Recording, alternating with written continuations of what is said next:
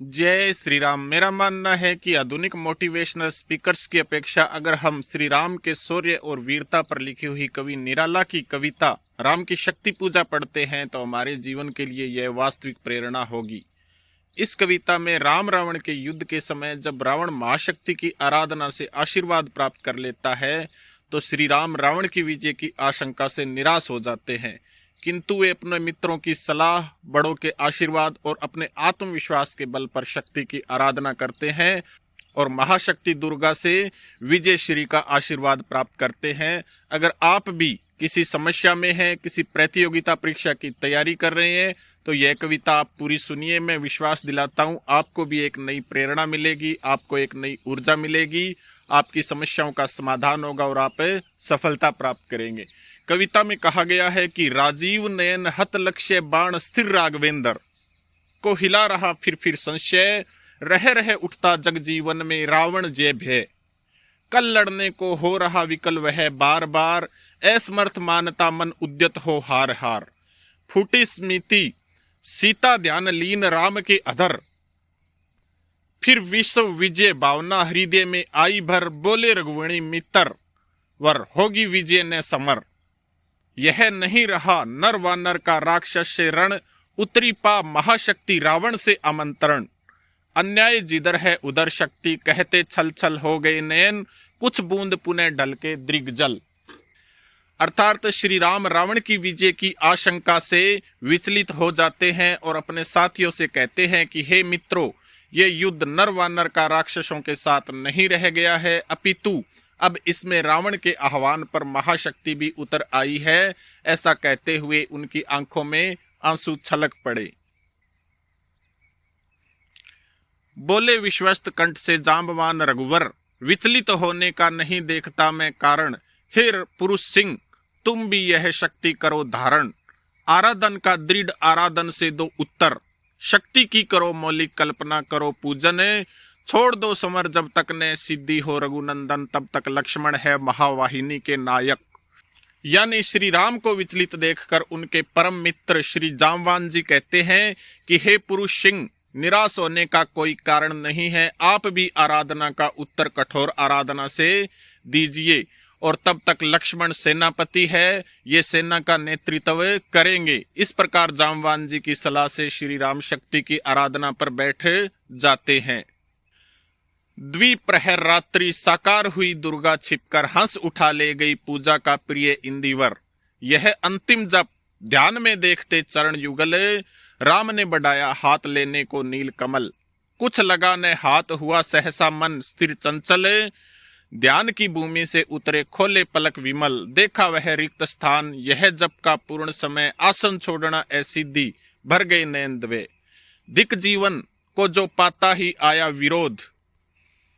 दिक साधन जिसके लिए सदा ही किया शोध, जान की हाय उद्धार प्रिया का न हो सका, वह एक और मन रहा राम का जो न थका, जो नहीं जानता दैन्य नहीं जानता विनय। या नहीं, जब श्री राम शक्ति की आराधना पर बैठ गए और जैसे ही रात्रि का दूसरा पहर शुरू हुआ, महाशक्ति दुर्गा श्री राम की परीक्षा लेने के लिए छिपकर पूजा का कमल उठा ले गई और जैसे ही आराधना का पूर्ण समय हुआ वैसे ही श्री राम ने शक्ति को अर्पित करने के लिए कमल की ओर अपना हाथ बढ़ाया, लेकिन वह स्थान रिक्त था और श्री राम ने अपने पलकें खोली। इस समय आसन छोड़ना यानी दूसरा कमल प्राप्त करने के लिए आसन से उठना असिद्धि प्राप्त करना था और श्री राम ने अपने जीवन को धिक्कारते हुए सोचा कि प्रिय सीता का भी उद्धार नहीं हो सका और ऐसा कहते हुए रघुवर के नेत्रों में अश्रु भर आए। कर गया भेद वह माया वर्ण, प्राप्त कर जय बुद्धि के दुर्ग पहुंचा विद्युत गति, हत चेतन राम में जगी स्मृति हुए सजग पा भाव प्रमन्न, यह है उपाय कह उठे राम ज्यों मंद्रित घन, कहती थी माता मुझे सदा कमल नयन, दो नील कमल है शेष अभी यह पुरस्चरण करता हूं पूरा, देकर मात एक नयन, कहकर देखा बाण ब्रह्म शर रहा झलक, ले लिया हस्त लक लक करता वह महाफलक, ले अस्तर वाम कर दक्षिण लोचन, ले अर्पित करने को उद्यत हो गए नेत्र सुमन, जिस क्षण बंद गया बेदने को दृढ़ निश्चय, यानी कि जैसे ही श्री राम को पता चला कि अब माता को अर्पित करने के लिए मेरे पास कमल का पुष्प नहीं है, तो उनकी अचानक कुशागर बुद्धि जागी और बोले, मेरी माता भी मुझे कमल नयन कहती थी, अर्थात मेरे नेत्र भी कमल के समान है, ये ऐसा मेरी माता कहती थी। तो अब मैं भी कमल के स्थान पर अपना एक नेत्र मातृशक्ति को अर्पित करता हूं। और उन्होंने ऐसा कहते हुए अपना नेत्र निकालने के लिए बाएं हाथ में एक बाण उठाया और दाएं हाथ से अपने दाएं नेत्र को पकड़कर निकालने को लिए तैयार हो गए। जैसे ही वो अपना नेत्र निकालने के लिए उद्यत हुए, वैसे ही कांपा ब्रह्मांड, हुआ देवी का त्वरित उदय।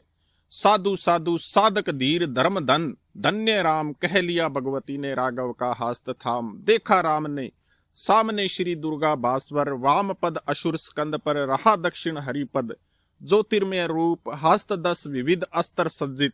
मंद स्मित मुख लक हुई विषव की श्री लज्जित। है दक्षिण में लक्ष्मी सरस्वती वाम भाग, दक्षिण गणेश कार्तिक बाएं रण रंग राग। मस्तक पर शंकर पद पद्यों पर श्रद्धा भर, श्री राघव हुए प्रणत मंद स्वर वंदन कर। होगी जय हे पुरुषोत्तम नवीन, कह महाशक्ति राम के वदन में हुई लीन। यानी जैसे ही श्री राम अपना नेत्र निकालने के लिए उद्यत हुए, वैसे ही ब्रह्मांड कांपा और देवी प्रकट हुई और श्री राम का हाथ थाम लिया और उन्हें धन्य धन्य कहते हुए विजय श्री का आशीर्वाद देकर उनके मुख में विलीन हो गई। इस प्रकार श्री राम ने मातृशक्ति दुर्गा का आशीर्वाद प्राप्त कर रावण का वध किया और युद्ध में विजय प्राप्त की और माता सीता को लेकर वो अयोध्या लौटे। इस कविता से हमें शिक्षा मिलती है कि अगर हमारे पास श्री राम की तरह 3 चीजें हैं, पहली भाई और अच्छे मित्र, दूसरी हमारा आत्मविश्वास और तीसरी माता पिता और बड़ों का आशीर्वाद, तो हम किसी भी क्षेत्र में सफलता प्राप्त कर सकते हैं और बड़ी से बड़ी समस्या को हल कर सकते हैं। साथियों, अगर आज का वीडियो आपको पसंद आया हो तो वीडियो को लाइक करें, शेयर करें और चैनल को सब्सक्राइब करके कमेंट में लिखें जय श्री राम। आपकी सफलता आपका इंतजार कर रही है। जय श्री राम।